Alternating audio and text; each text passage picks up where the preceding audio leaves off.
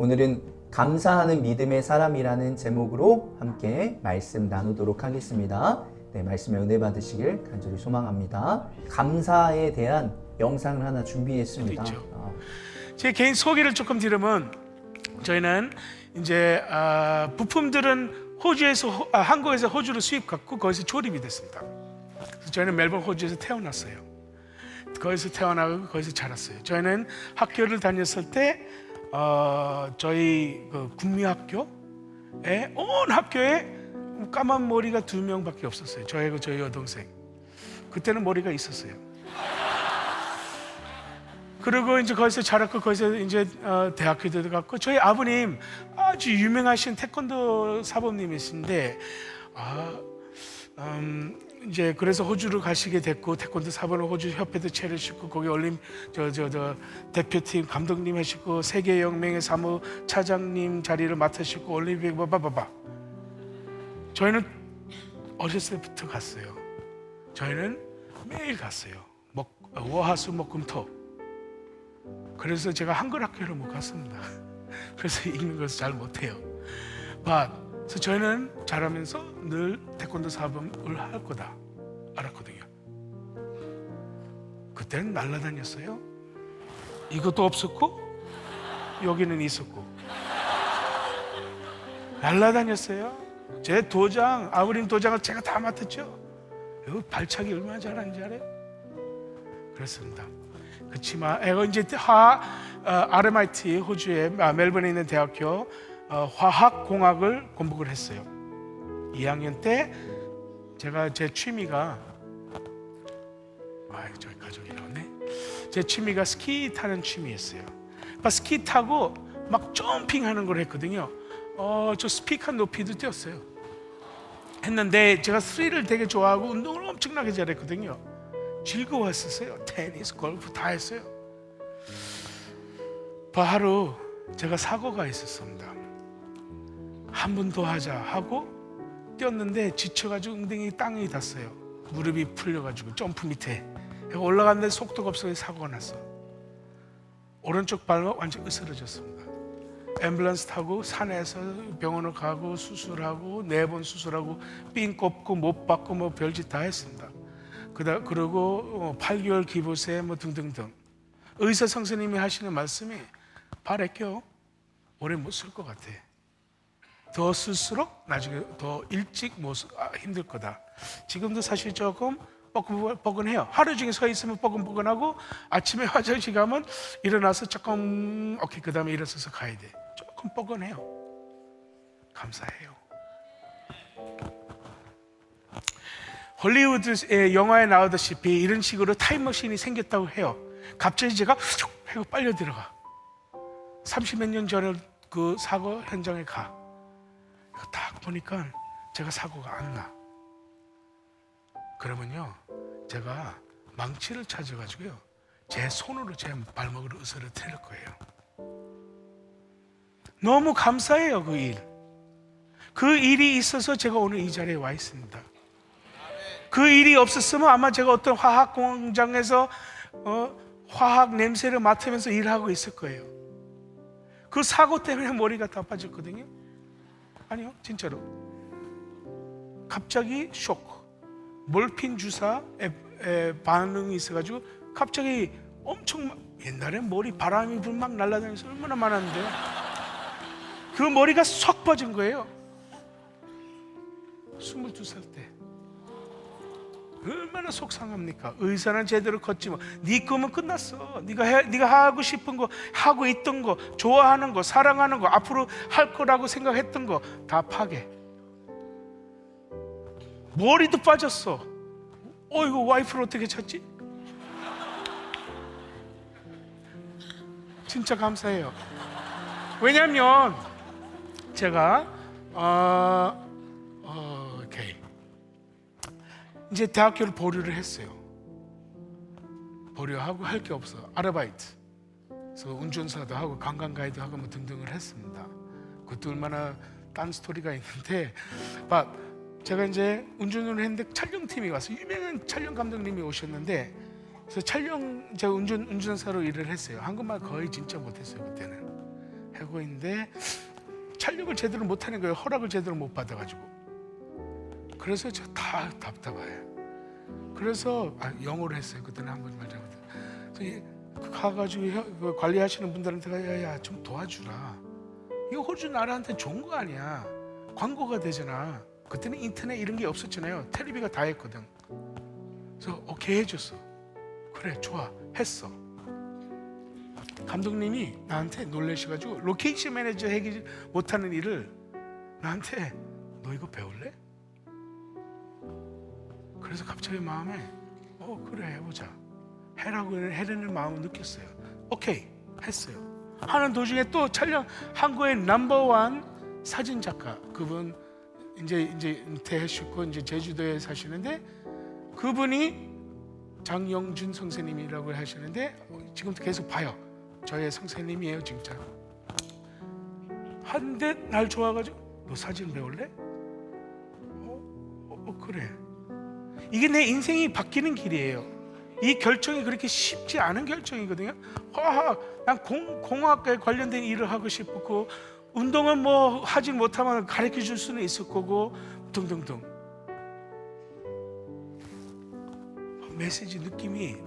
메시지는 아니고 느낌이 해 이런 느낌을 느꼈어요. 그래서 해봤겠다고.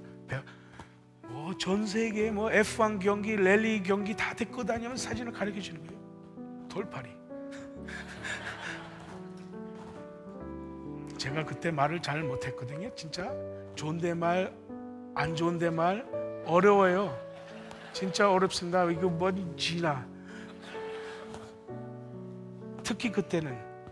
그래서 제가 가끔마다 제일기획 PD요 누구 오고 그러면 야 이 감독 밥 먹었어? 조 감독 이리 와 이랬거든요. 나이가 많은 줄 알아요. 나한테 물어봐 몇 년생이세요? 내가 말을 돌리고 딴 얘기를 해. 얘기 안 하면 거짓말을 안 했잖아. 한두 명은 저희를 나보다 나이 많은데 형님 나중에 뽀록 났어요. 엄청나게 혼났습니다. 그거는 오늘 그 단어들을 못 써요 여기서. 그리고 특히 한 분이 나한테 얘기한 게 내가 옛날에 네 나이를 알았으면 내가 너한테 일 안 맡겼어. 아멘? 감사. 아멘 감사합니다. 다리는 부러졌고 머리는 안 빠졌다. 근데 내가 여기 오늘 안 와 있죠. 여러분 골라서 감사하면 안 돼요. 감사를 하실 거면 무조건 감사를 해요. All the time, full time, 100% 감사를 해요. 제가 몇 주 전에 설교를 들었는데 한 교회에서 거기에 목사님 말씀이 믿음이 없으면 감사 못한다 그러셨어요. 그리고 여러분들이 감사를 까먹을 때 있죠? 못할 때 있죠? 그런 믿음을 키우세요. 아멘? 네, 여기까지입니다. 오늘 제가 할 설교의 내용이 거의 다 여기 들어있다고 보면 되는데요. 이분이 헐리우드 촬영 감독이에요. 드론 촬영 감독이고 미션 임파서블 이런 탐 크루즈와 같이 촬영을 한 이야기를 여기에서 하는데 그때 이제 본인이 다리가 부러지고 그리고 또 머리가 빠지면서 이 일을 할 수 있었다는 거죠. 다치지 않았으면 이 일을 못했고 그리고 또 이제 머리가 이제 빠지면서 사람들이 생각보다 어리게 안 본 거예요. 그러니까 이 일을 시킬 수 있었던 거죠. 이런 상황들이 있었다 이렇게 이야기를 하는 몇 장면을 제가 가져온 것인데요. 제가 유튜브를 보는데 유튜브에서도 감사하다고 고백하는 그런 사람들이 있어요. 종종 있습니다. 교회를 아마 안 다니는 것 같은데도 감사하는 사람들이 있어요. 근데 그 사람들 대부분 언제 감사하다고 얘기를 하냐면 사업이 너무 잘 되는 사람들 감사하다고 합니다. 그리고 또 이제 연말이죠. 시상식에서 타면 감사하다고 해요. 그러니까 근데 우리는 영상에서도 보셨다시피 감사가 이제 계속 되어야 되고 또 감사할 수 없는 상황에서도 감사가 계속 되어야 되지 않을까 생각을 해봅니다.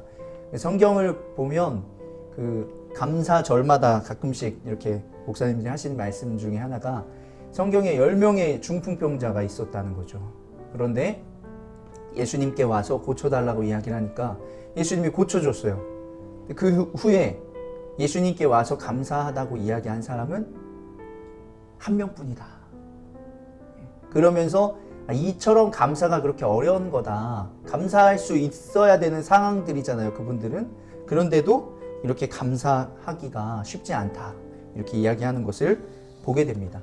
근데 그게 틀린 말은 또 아닌 것 같아요. 우리가 평소에 감사하기가 좀 쉽지 않습니다. 누구에게 또 다른 사람들에게 고맙다라고 표현하는 것 자체가 그렇게 쉬운 것은 아니죠. 그러니까 하나님께도 마찬가지고 다른 사람들에게도 마찬가지인 것 같습니다. 성경에서 보면 이 감사라는 단어 똑같은 말이 하나 더 있다고 했습니다. 혹시 생각나시는 분들이 있는지 모르겠는데 바로 찬양입니다. 찬양.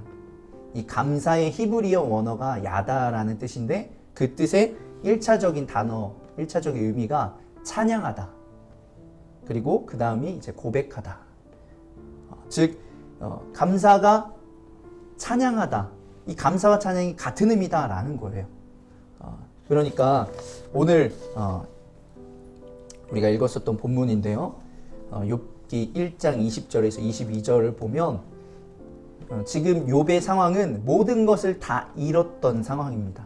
굉장히 부유했고 가족들도 많고 재산도 많았는데 하나님께서 어떻게 보면 사단을 통해서 다 잃어버리게 된 거죠. 그러면서 그 잃어버린 상황에 놓였는데 20절에서 22절에 이렇게 고백하는 거예요. 이때 욥은 일어나 슬퍼하며 겉옷을 찢고 머리털을 민 다음에 머리를 땅에 대고 엎드려 경배하면서 이렇게 말하였다. 모태에서 빈손으로 태어났으니 죽을 때에도 빈손으로 돌아갈 것입니다. 주신 분도 주님이시오 가져가신 분도 주님이시니 주님의 이름을 찬양할 뿐입니다. 욥은 이렇게 이 모든 어려움을 당하고서도 죄를 짓지 않았으며 어리석게 하나님을 원망하지도 않았다. 우리가 정말 아무것도 없는 상황에 놓이면 죄를 짓거나 막 나가는 사람들이 있죠. 막 나가보자. 포기해보자. 망가져보자. 이렇게 하는 사람들도 있고 또 하나님을 원망하는 사람들도 있습니다. 그러나 욥은 그렇게 하지 않고 뭐라고 이야기를 하죠? 주님을 찬양할 뿐입니다. 그렇게 고백을 합니다. 내가 모태에서 나올 때도 빈손이었고 죽을 때에도 빈손이다. 이걸 모르는 사람은 없습니다. 이걸 고백하는 사람이 적을 뿐인 거죠. 나에게 주신 분도 주님이시오 가져가신 분도 주님이시다. 욥은 많을 때에도 제사를 드리고 예배를 드리던 사람이었습니다. 그러나 자신에게 있는 것이 아무것도 없을 때에도 찬양을 드렸다. 주님 감사합니다. 이렇게 하진 못했지만 이 찬양과 감사가 같은 의미다라고 했잖아요. 그 의미가 똑같다라는 거예요. 어떻게 찬양할 수 있어요? 감사할 수 있으니까 찬양할 수 있다라고밖에 우리가 볼 수 없다는 거죠. 그리고 그는 어려움 가운데서도 죄를 짓지 않고 하나님 원망하지도 않았다. 우리는 이 욥의 고백처럼 우리에게 무언가 있을 때에도 무언가 없을 때에도 늘 감사하고 찬양할 수 있어야 될 줄로 믿습니다. 이 사람의 욕심은 끝이 없습니다. 지금 여러분이 무언가 가지고 있지 않다고 생각할 수도 있습니다. 여전히 부족하다. 더 가진 사람들이 많이 있기 때문에 여전히 부족하다라고 생각을 할 수도 있습니다. 즉 여러분은 지금도 사실 충분히 감사해야 된다라는 것이에요. 그런데 내가 가지지 못한 것, 나보다 더 많이 가진 사람들 생각하면 감사가 안 나온다는 거죠. 우리의 인생이 우리가 계획한 대로 풀리고 흘러간다면 얼마나 좋겠습니까? 그러면 아마 계속 감사할 수 있을 거예요. 그런데 그렇게 되는 사람은 또 오히려 감사하지도 못하고 하나님을 찾지도 않을 거예요. 왜요? 내가 하는 대로 다 잘 되는데 감사할 필요가 뭐가 있고, 그러니까 억지로 감사한다는 얘기죠. 감사할 필요가 뭐가 있고 하나님이 뭐가 필요 있겠냐는 거예요. 여러분에게 성공과 부가 있었다면 절대 하나님을 만나지 못했을 것입니다. 예를 하나 들자면 이 성경에는 광야라는 이미지가 있습니다. 광야. 우리가 뭐 광야를 저도 가보진 않았지만, 사막이죠. 가보진 않았지만 흔히 생각할 때 어떻죠? 물도 없고 뜨겁고 끝이 보이지 않는 굉장히 힘든 이 모습, 우리가 생각하는 이미지잖아요. 그런데 이스라엘 사람들은 그 이미지에다가 하나가 더 있어요. 무엇이냐? 그곳은 하나님을 만나는 곳이라는 거예요. 출애굽 후 광야에서 이스라엘 백성들을 하나님께서 만나주셨다. 이 이미지가 그들에게는 있어요. 그래서 광야라는 시간과 장소가 굉장히 힘들고 어려운 순간일 수 있겠지만, 그러나 그곳은 하나님을 만날 수 있는 곳이다. 이런 생각들이 이스라엘 사람들에게 있었다는 거죠. 그래서 광야에서는 하나님께서 만나 매출하기로, 또 불기둥과 구름기둥으로 인도해 주셨다. 이스라엘 사람들은 광야를 부정적으로만 보지 않고 오히려 하나님을 만날 수 있는 곳, 하나님이 계신 곳이다, 이렇게 생각을 했습니다. 우리들도 참 아이러니하지만 우리가 힘든 순간에 하나님을 찾게 된다는 거죠. 힘들고 어려운 순간에 하나님을 찾게 된다. 우리에게 여러 가지 아까 얘기했던 것들이 많이 있다면, 여러분들이 더 많이 가지고 있다면 그것들을 의지하며 살아갈 것입니다. 하나님을 의지하지 않는다는 거죠. 우리가 의지할 것이 없을 때 하나님을 붙잡게 된다. 그 이후로부터 하나님의 사람이 되고 있을 때에도 하나님을 의지하게 된다라는 것이죠. 몸도 마찬가지예요. 제가 몸을 논하긴 아직 좀 이를 수도 있겠지만, 나이를 먹으면 먹을수록 몸이 망가지고 약해지고 고장납니다. 그러면 우리는 지금까지는 한 번도 사실 생각해 보지 않았던 이 죽음과 끝에 대해서 한번 생각을 해보게 되는 거죠. 내가 죽을 수도 있겠구나. 이게 다른 사람들의 말이 아니라 이제 내 몸을 통해서 겪게 되는 거예요. 우리가 약해지고 아파하면서 죽음 이후에 죽으면은 과연 무엇이 있을까? 죽으면 끝일까? 이런 것에 대해서도 생각을 해보게 되면서 하나님을 또 생각하게 되고 내 인생을 돌아보게 된다라는 거죠. 그러기에 여러분들은 감사할 수 있는 분들이 되길 소망합니다. 감사하는 곳 찬양이고 예배입니다. 그래서 우리가 하나님을 믿고 있다면 당연히 해야 될 게 감사와 찬양과 예배다. 그래서 제가 간곡히 부탁드리고 싶은 것은, 여러분들이 되도록이면 꼭 주일 예배는 드릴 수 있는 분들이 되시길 소망합니다. 모든 신앙생활의 시작이 이 주일 예배입니다. 10계명 중에서도 안식일을 지키라라는 계명이 있죠. 상황이 여의치 않는 분들이 있는 것을 압니다. 하지만 주어진 상황에 최대한 예배를 드리시려고 노력하시는 분들이 되면 좋을 것 같습니다. 그러면 제가 물론 지금 목회를 하고 있기 때문이지만, 목회를 하지 않았을 때에도 저는 습관이 돼서 주일에 뭔가 딴 걸 한다는 걸 생각해 본 적이 없어요. 그리고 지금도 물론 제가 항상 베스트로 열심히 뭔가를 하는 건 아니지만, 토요일 날에도 멀리 어딜 가는 것 자체가 몸에 익숙하지가 않습니다. 불편해요. 결혼식이나 어디도 멀리 가는 것은 굉장히 나름대로 이제 결단하면서 가는 것입니다. 그래서 그만큼 습관이 되면 좋겠다라는 이야기죠. 여러분들이 여러분이 먹고 사는 직업적인 것과 연결이 되어서 VIP들이 있을 것입니다. 그 VIP들 중요한 미팅이 일주일에 한 번씩 있어요. 시간과 장소가 정해져 있어요. 그러면 여러분들 그거 빠질 수 있겠냐는 거예요. 1시간이면 1시간인데 그 1시간 정말 아주 중요한 사람과의 만남이다 라고 하면 그건 절대 빠질 수 없을 것입니다. 그래서 여러분들이 정말 예배를 중요하게 여기시면서 온라인으로라도 꼭 예배를 드릴 수 있는 분들이 되시길 소망하고, 교회에 나오지 않고 이렇게 생각하시는 분들도 있죠. 교회 꼭 나와야 됩니까? 내가 집에서 가정에서도 신앙생활 할 수 있지 않겠습니까? 근데 어떤 분들은 그렇게 얘기하더라고요. 방황한다. 한 교회를 다니지 않고 신앙생활 하는 분들을 방황한다고 표현을 하더라고요. 방황한다는 게 뭐예요? 떠돈다는 거잖아요. 예. 가출한 거랑 마찬가지라고 생각이 됩니다. 그러니까 한 교회에 정착하셔서 꾸준히 말씀을 먹으면서 기도와 찬양하면서 여러분들이 성장할 수 있는 분들이 되시길 소망합니다. 말씀을 마무리합니다. 예배 드리는 것도 믿음이 있어야 된다고 했죠. 억지로 할 수 있는 게 아닙니다. 마찬가지로 감사도 믿음이 있어야 할 수 있는 거죠. 찬양도 예배도 마찬가지입니다. 제가 몇 주 전에 말씀드린 건데 야고보서 5장 13절이죠. 여러분 가운데 고난을 받는 사람이 있습니까? 그런 사람을 기도하십시오. 즐거운 사람이 있습니까? 그런 사람은 찬송하십시오. 여러분 삶 가운데 늘 기도와 찬양과 감사가 흘러 넘치시기를 간절히 소망합니다. 아멘.